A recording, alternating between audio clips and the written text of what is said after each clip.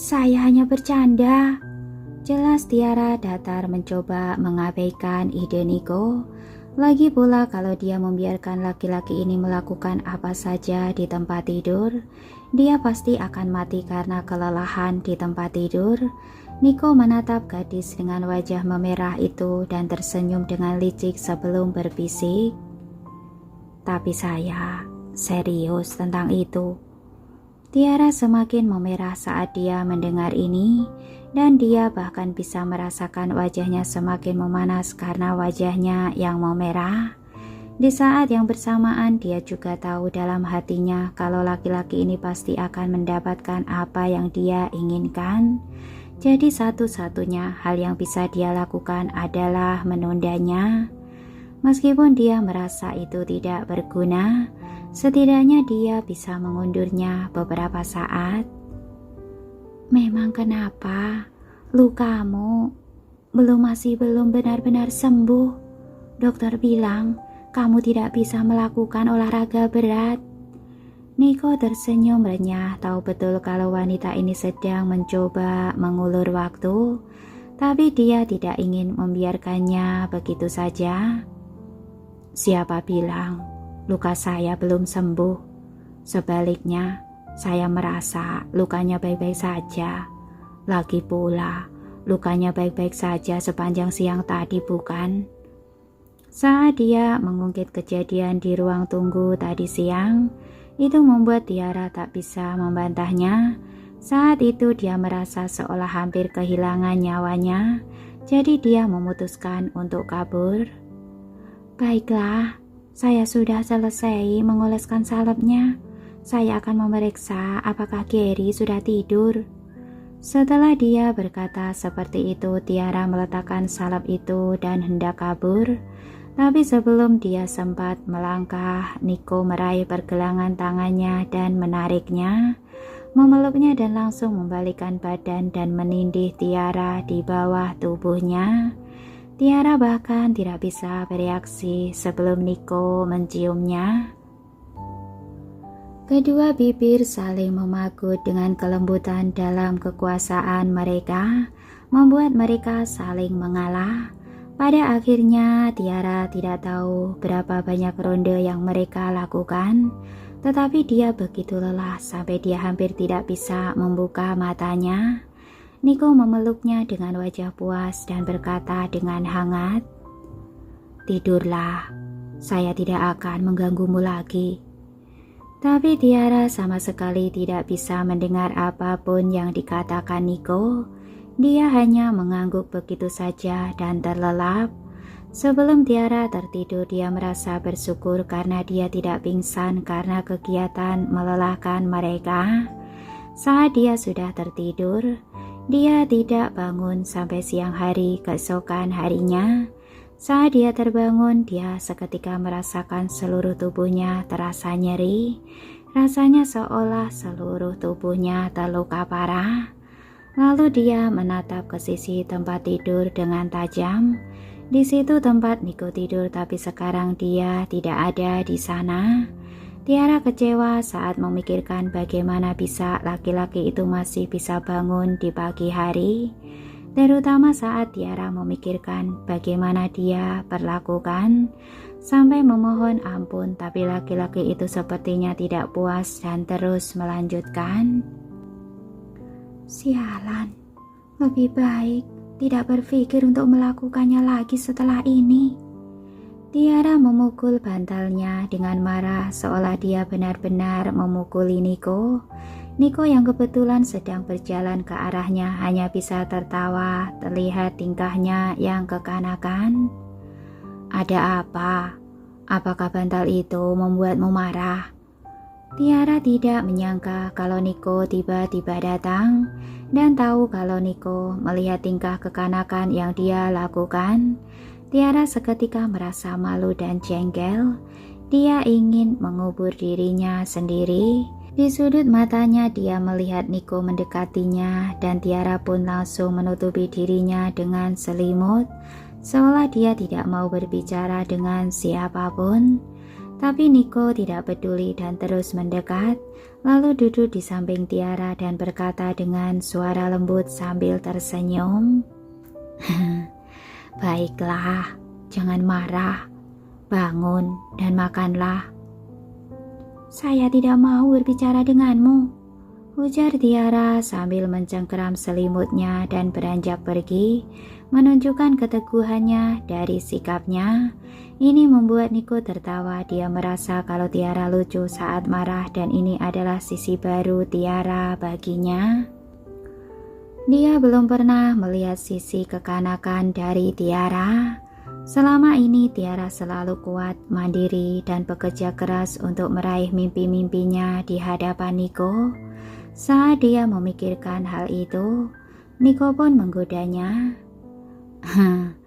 Kalau kamu tidak mau bangun, saya tidak keberatan membantumu. Tapi seperti yang kamu tahu, saya memiliki kontrol diri yang sangat kecil kalau menyangkut dirimu. Dan kalau saya tidak bisa menahan diri saat itu, mungkin saja kita... Belum sempat Niko menyelesaikan perkataannya, Tiara membalikkan badan menatap Niko sambil meringkuk di balik selimutnya. Saya sudah sangat lelah dan kamu masih ingin menyerang saya. Tiara begitu murka sampai memukul dada Niko. Meskipun pukulannya tidak keras, Niko pandai berakting dan dia langsung menutupi dadanya dan pura-pura kesakitan. Aduh, apa kamu berusaha membunuh suamimu? Saat dia melihat laki-laki itu kesakitan, tanpa pikir panjang Tiara langsung mendekat dengan cemas dan bertanya, tunjukkan lukamu pada saya. Saya berharap semoga lukanya tidak terbuka lagi. Sebersit ekspresi licik terlintas di mata Niko saat melihat kepanikannya. Dalam sekejap dia memegang tangan Tiara dan memeluknya dengan erat. Lalu mereka berdua terjatuh ke tempat tidur sambil berpelukan. Setelah mereka berdua saling berpelukan, Niko pun akhirnya menindih Tiara. Kali ini Tiara tahu kalau dia sudah ditipu. Sialan, dasar pembohong, bangun! Dia menatap Niko dengan murka tanpa tahu kalau ini justru membuat Niko semakin terangsang. Ini adalah sebuah godaan fatal bagi Niko. Niko tidak peduli sambil terus mendekat dan mengandalkan kemampuan ciumannya yang andal agar Tiara bisa merasakan rasa sayangnya yang sudah dia rencanakan. Akhirnya semua berakhir. Tiara kelelahan sampai tidak mau menggerakkan satu jari pun. Dia berhasil menyandarkan dirinya setelah sekian lama sebelum mengumpulkan tenaganya saat dia berusaha bangun dan mandi. Tapi kakinya terasa lemas saat dia berdiri dan kakinya menyentuh lantai. Untungnya Niko memperhatikan kalau Tiara hampir terjatuh dan bisa mencegah hal itu terjadi. Saat dia melihat penderitaan di wajah wanita itu, dia seketika merasakan sedikit penyesalan dan sedih dalam hatinya. Seharusnya dia tidak terlalu menggebu-gebu semalam. Setelah mandi, Niko membantu Tiara turun tangga. Saat itu Gary sudah ada di lantai bawah. Saat dia melihat ayahnya membantu Tiara turun, dia langsung bergegas mendekat dan bertanya, Nona Tiara, ada apa? Apa kamu sakit? Tiara tidak tahu bagaimana menjawabnya sementara pipinya merona dan dia menatap tajam ke arah Niko karena malu. Lalu Niko terbatuk lirih dan berbohong. Tiara tidak sakit, dia hanya sedikit kelelahan. Baiklah, ayo makan. Setelah itu dia mengajak Tiara ke ruang makan. Setelah makan siang mereka bertiga pergi keluar. Hari ini mereka sudah berencana untuk menemani Pandu ke rumah sakit untuk periksa. Jadi mereka berkumpul di rumah sakit. Saat mereka masuk ke rumah sakit, Tiara mengajak Pandu masuk untuk memeriksakan kesehatannya. 1 jam kemudian setelah semua pemeriksaan rutin selesai, dia menemui dokter sambil membawa hasil pemeriksaan. Sepanjang waktu itu, Nico dan Gary menemani Pandu dalam diam. Gary yang tidak menangis ataupun membuat masalah begitu bijaksana dan bersikap baik. Ayah dan anak yang begitu rupawan itu sudah menarik perhatian banyak anggota keluarga pasien di sekitar mereka. Tiara memberikan hasil pemeriksaan ke dokter di ruangan dokter dan bertanya dengan penuh rasa cemas. "Bisakah Anda memeriksa bagaimana pemulihan kaki adik saya?" Dokter itu mengangguk, mengambil hasil pemeriksaan di meja dan membacanya dengan teliti. Pada akhirnya dokter itu berkata, "Kaki adikmu pulih dengan sangat baik, tapi meski begitu, latihan rehabilitasi saja tidak bisa membantunya berdiri dengan kedua kakinya. Jadi, dia harus rajin menjalani latihan yang diberikan setiap harinya." "Saya mengerti, terima kasih dokter." Setelah dia mengucapkan terima kasih pada dokter itu, pikiran tentang sakit di kaki Pandu membuatnya bertanya pada dokter apakah ada rencana pengobatan. Dokter menganalisa situasi dan menjawab, "Situasi seperti ini butuh waktu lama untuk memulihkannya. Jadi kamu harus memperhatikannya. Jaga agar tetap hangat, terutama saat hari sedang hujan. Jangan sampai lukanya basah." Tiara mengangguk dan mencatat instruksinya. Beberapa menit kemudian dia keluar dari ruang dokter bersama Pandu.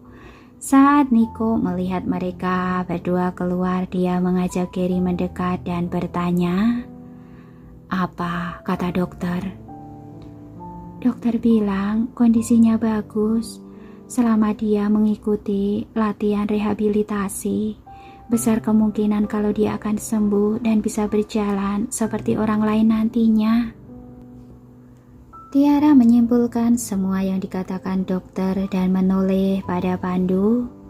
"Kamu harus ingat nasihat dokter. Pastikan kamu cukup istirahat. Kalau kamu mulai bekerja, jangan lupa untuk rutin periksa ke rumah sakit." "Saya tahu." Kekhawatiran kakaknya membuat Pandu tersentuh. Nico mengatakan rencananya setelah tahu Pandu baik-baik saja. "Karena kita ada di rumah sakit, saya ingin mengajak Gary menjenguk kakek saya." "Kalau begitu, saya dan Pandu akan berjalan-jalan sebelum kita kembali." Setelah Tiara selesai berbicara, mereka berpamitan pada Nico dan Gary. Setelah mereka saling berpisah, Nico mengajak Gary ke bangsal geriatri tempat Reksa dirawat.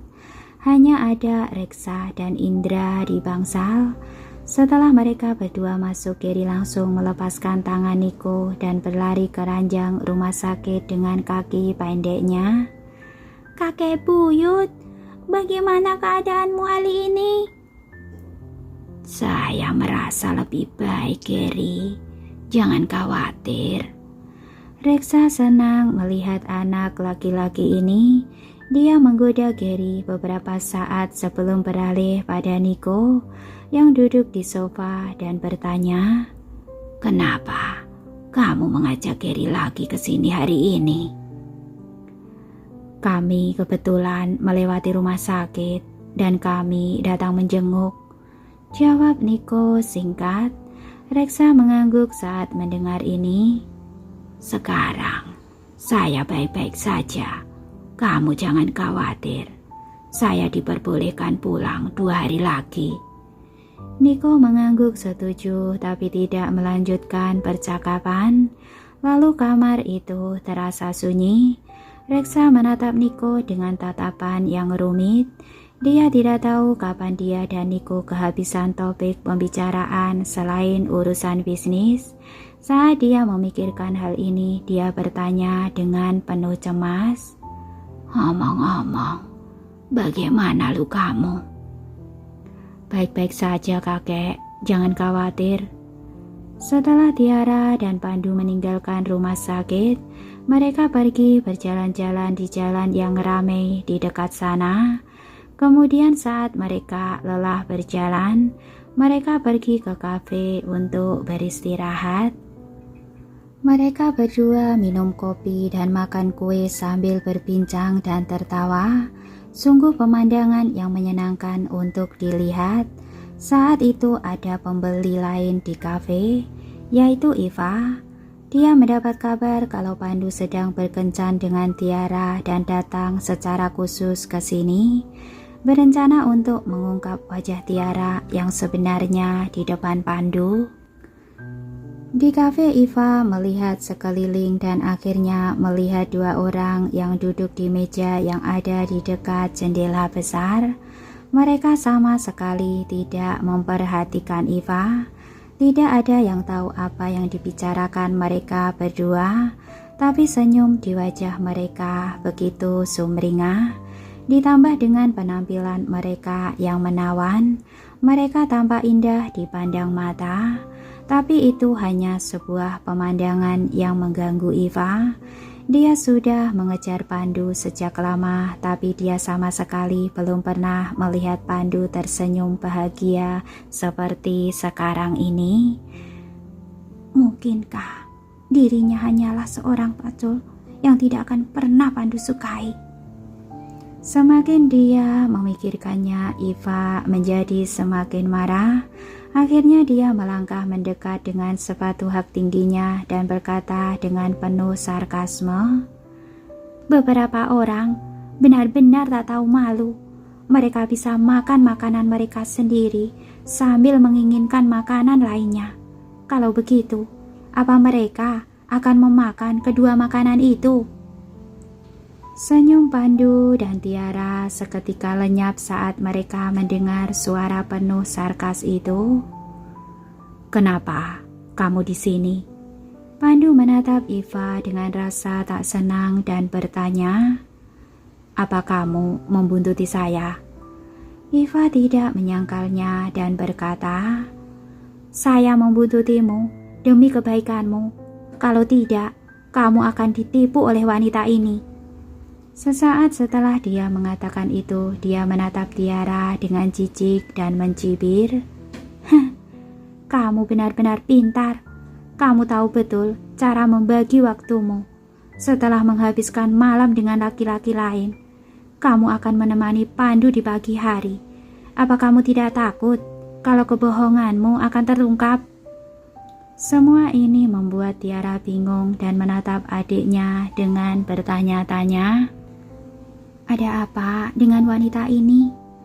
Pandu mengerti apa maksudnya dan berkata, "Serahkan pada saya."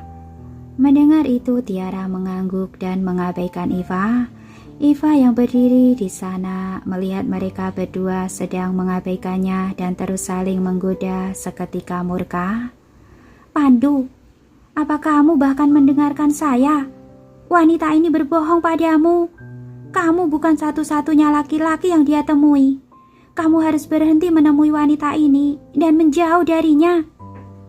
Saat Iva terus berteriak, pembeli lain yang ada di kafe mendengarnya dan menatap Tiara dengan jijik satu persatu.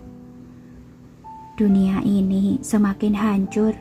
Wanita muda sekarang memilih untuk menggoda laki-laki dan bukan mencari kerja. Benar. Wanita zaman sekarang lebih memilih jadi simpanan daripada menjadi seorang karyawan.